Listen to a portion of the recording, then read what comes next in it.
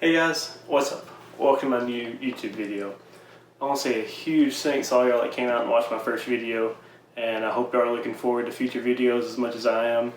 I was super excited to see the number of views I got and see all the overwhelming support I got from friends and family on that video, and hopefully that continues into this video. But before I get completely into the video, I want to talk about just a few things first. So this is going to be the first video of my build series. However, this is going to be more of an overview of a build I've already done. So with that being said, I don't want anything I say to be taken as I'm a gunsmith. I'm not. I know a little bit about guns. I know enough to get me by. So I don't want somebody to take my word as a gunsmith. That's what they need to do, or that's how it has to be done. This is what I found best for me. So that's what I go with. So, like I said, we're going to go ahead and get into the gun, get a little bit about it.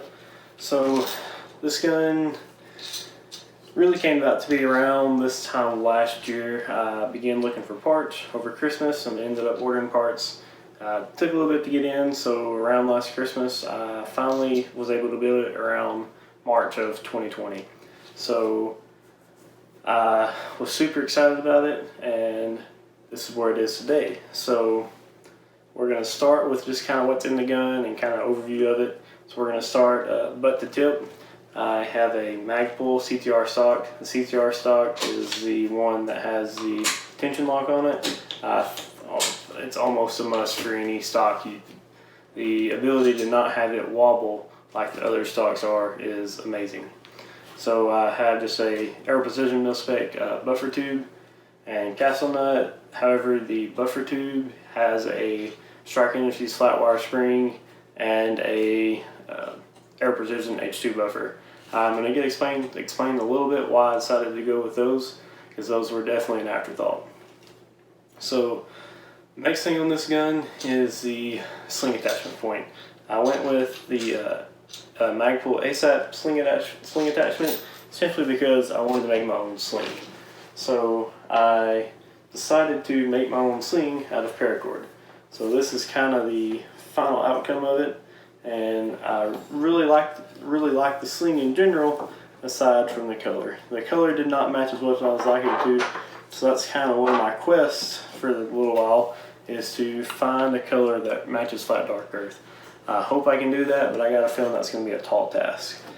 But let me know if y'all are interested in seeing how I made this. I used a few Magpul parts. I used a paraclip and their quick detach system to do all this.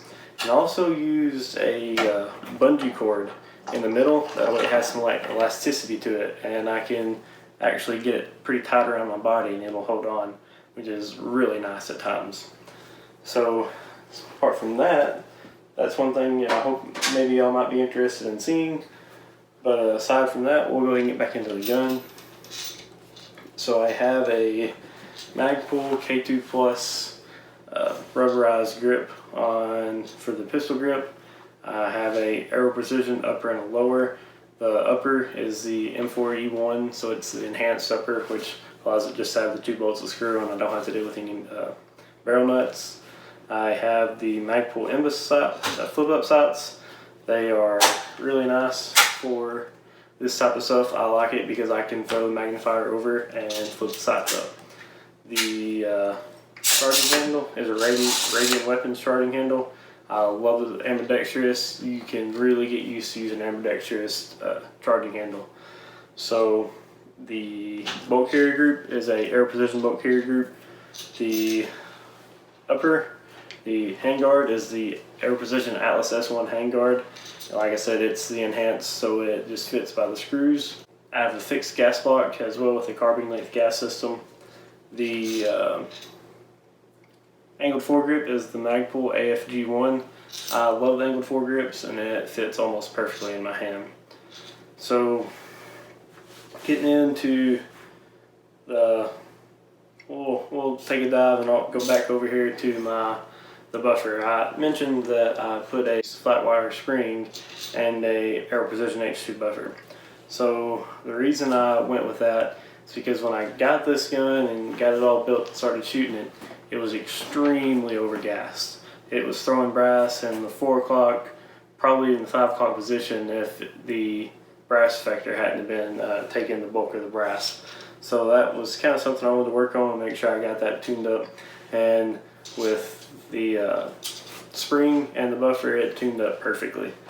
So apart from that, the next thing I want to touch on this is going to be the Eotech with the magnifier. Eotech EXP-S3-4. I love this thing. This thing is probably one of the best sights I've ever looked down. I know people argue all the time, is it worth the money? And for me, it 100% is.